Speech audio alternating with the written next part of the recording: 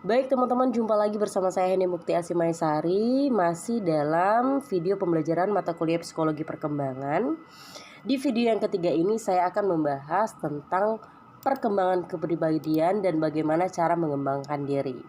Terlihat pada layar itu adalah mind map yang sudah dari awal saya berikan pada video pembelajaran 1 dan 2. Di sana terlihat ada dua capture pada pembahasan di video ketiga ini, yaitu tentang personality development, kemudian the developing self. Jadi kita bahas satu persatu. Baik, pada materi personality development yang dibahas oleh para ahli yang bernama Rebecca Elsheimer dan Avshalom Caspi, tujuan mereka melakukan penelitian adalah untuk merangkum pengetahuan terkini tentang perkembangan perbedaan individu dalam temperamen dan kepribadian dari masa kanak-kanak hingga dewasa. Jadi yang dibahas ini adalah sikap emosional seseorang mempengaruhi perkembangan psikologisnya di masa yang akan datang. Baik, kita tahu bahwa kepribadian adalah keseluruhan pola bentuk tingkah laku, sifat-sifat, kebiasaan, serta unsur-unsur psikofisik lainnya yang selalu menampakkan diri dalam kehidupan seseorang, termasuk dalam bersikap. Nah, dalam hal ini adalah temperamen atau emosional. Dan aspek penting dari temperamen berhubungan dengan emosi dan kemampuan seseorang dalam mengontrol emosinya pada suatu keadaan tertentu. Jadi, sikap emosional atau temperamen ini sangat berpengaruh sekali terhadap perkembangan psikologi anak di masa kanak-kanak. Jika itu berlangsung lama, akan berpengaruh besar juga terhadap perkembangan dia di masa remaja, dewasa, atau bahkan nanti pada saat mereka menjadi orang tua. Berikut psikiater Alexander Chis dan Stella Thomas menyebutkan bahwa tipe dasar atau kluster dasar dari temperamen itu ada 3, yaitu anak bertemperamen muda atau easy child, kemudian ada anak bertemperamen sulit atau difficult child, dan anak bertemperamen lambat atau slow to warm of child. Nah, ini adalah perbedaan temperamen dan karakter. Bahwasanya temperamen ini dibawa sejak lahir.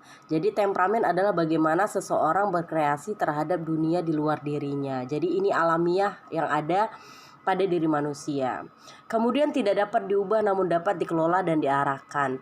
Jadi karena ini alamiah, jadi semua tidak bisa dihilangkan begitu saja, namun bisa diarahkan dengan baik melalui apa? Melalui pengetahuan, melalui dorongan, melalui stimulus orang tua, melalui orang-orang di sekitar yang bisa memberikan dampak positif terhadap orang-orang yang mempunyai sifat temperamen ini.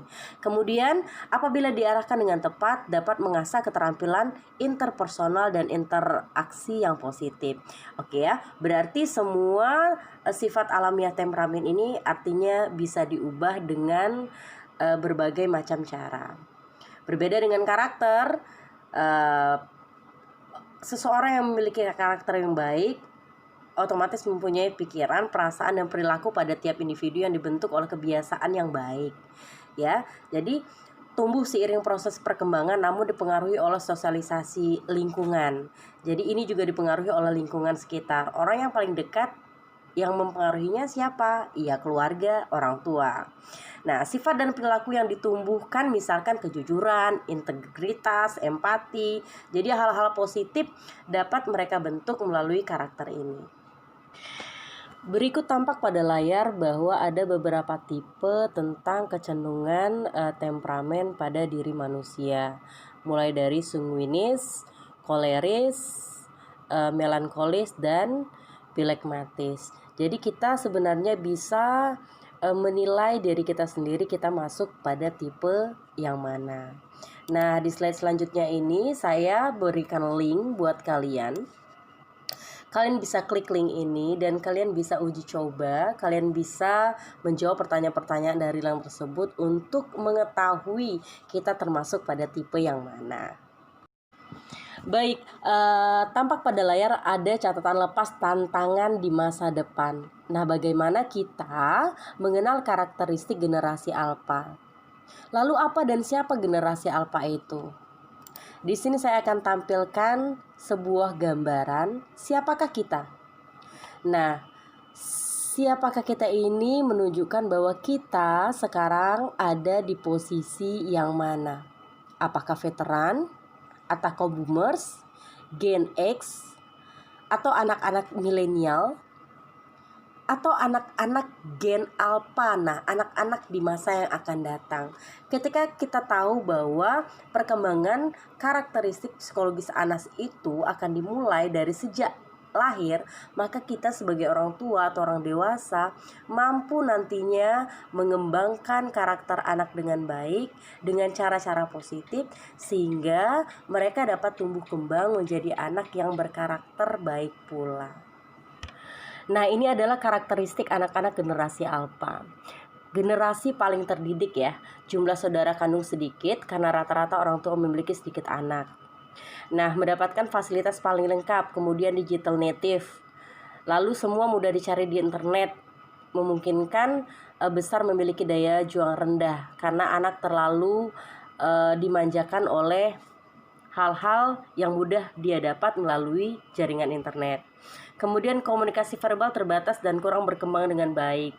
Jadi anak itu asik sendiri dengan dunianya.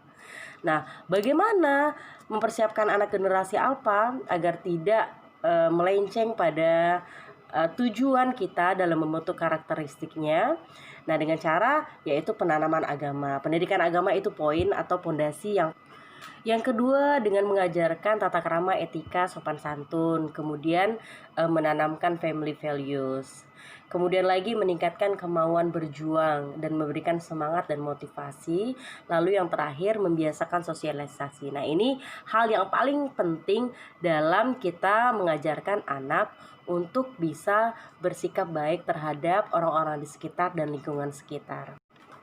Nah, ini adalah beberapa tips ya, dalam mendidik anak generasi Alpha, yaitu menanamkan values dari kegiatan sehari-hari, melibatkan anak pada aktivitas sosial, ini menumbuhkan rasa tanggung jawab, kemudian terapkan gaya pengasuh yang berwibawa. Lalu dengan meningkatkan daya juang dan memberikan motivasi dan semangat untuk anak-anak untuk melakukan sesuatu yang bisa mereka lakukan dalam menghasilkan sesuatu yang bisa mereka banggakan. Kemudian meningkatkan life skillnya di rumah. Jadi ada aktivitas-aktivitas yang kita berikan untuk anak melakukannya dengan semangat sehingga mereka tahu kemampuan mereka juga dibutuhkan di dalam rumah. Terakhir yang paling penting yaitu perbanyak komunikasi verbal. Ini berhubungan nanti anak ketika mereka bersosialisasi di luar, mereka sudah paham bagaimana cara mereka berkomunikasi dengan baik. Kita lanjut pada capture yang terakhir atau materi yang terakhir tentang the developing self, mengembangkan diri, yang dibahas oleh ahli yang bernama Susan Harter. Baik ya. Nah, pengembangan pribadi meliputi segala kegiatan yang meningkatkan kesadaran dan identitas diri tentunya. Nah, bagaimana cara mengembangkan bakat dan potensi, membangun sumber daya manusia dan memfasilitasi kinerja nantinya, kemudian meningkatkan kualitas hidup dan memberikan kontribusi dalam mewujudkan impian dan cita-cita. Nah, semua itu nanti berhubungan dengan bagaimana karakter seseorang itu terbentuk sehingga berpengaruh terhadap kualitas hidupnya. Ada beberapa hal yang berpengaruh dalam pengembangan kepribadian seseorang, di antaranya peningkatan diri, kemudian mengembangkan bakat yang dia miliki, mengembangkan hobi atau kemampuan yang dia miliki, lalu yang terakhir memiliki impian dan cita-cita, sehingga seseorang itu termotivasi untuk melakukan sesuatu hal yang positif dalam rangka meraih cita-cita atau impian yang ia ingin capai. Nah, ada 3 aspek, yaitu sikap, pengetahuan, dan keterampilan dalam kita meningkatkan kualitas diri. Bagaimana cara kita bersikap dengan orang-orang yang sekitar, bagaimana kita mencari pengetahuan atau hal-hal yang baru untuk menambah kualitas diri kita, kemudian bagaimana cara kita melakukan sesuatu dan mencari tahu apa keterampilan yang kita miliki. Kemudian kita harus tahu bakat kita. Nah, bakat adalah salah satu kemampuan manusia Jadi kita harus tahu kemampuan apa yang kita miliki sehingga kemampuan ini nanti bisa kita kembangkan dan kita olah sedemikian rupa sehingga menjadi sesuatu yang berharga yang bisa kita berikan kepada orang lain, dan orang lain akan mengapresiasi apa yang kita miliki tersebut. Nah, ketika itu semua sudah kita lakukan, maka impian dan cita-cita kita dengan sendirinya akan datang. Seperti kutipan Insinyur Soekarno yang mengatakan bahwa gantunglah cita-citamu setinggi langit. Kelak bila engkau pun terjatuh, kamu pun masih di antara bintang-bintang. Jadi tidak ada salahnya dalam mencoba sesuatu hal, mana tahu kita menemukan bakat atau keterampilan yang tidak kita ketahui sebelumnya, sehingga kita bisa mengembangkannya dengan baik, dan mungkin itu akan menjadi jalan untuk kita meraih impian dan cita-cita.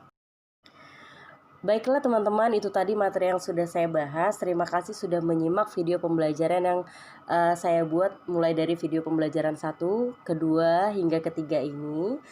Dan saya meminta maaf yang sebesar-besarnya apabila dalam penyampaian ada kata-kata yang kurang berkenan dan kurang pas. Lain waktu insya Allah akan saya perbaiki. Dan saya juga mengucapkan terima kasih kepada Dr. Iwayan Darmayana MPSI selaku dosen psikologi perkembangan yang sudah memberikan tugas ini kepada saya. Kita akan bertemu lagi di video pembelajaran berikutnya. Thanks for watching. Wassalamualaikum warahmatullahi wabarakatuh.